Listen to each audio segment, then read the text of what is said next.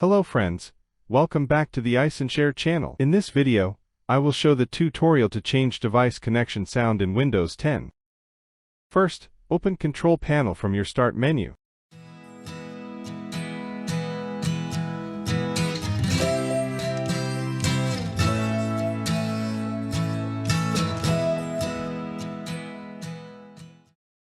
Then, click the Sound option. Hit the Sound tab. After that, click the Device Connect option in the Program Event section.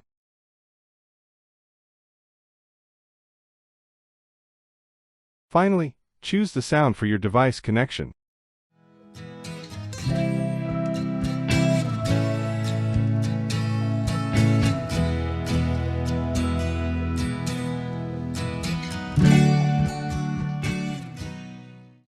That's all for the video. I will see you in the next tutorial. Bye.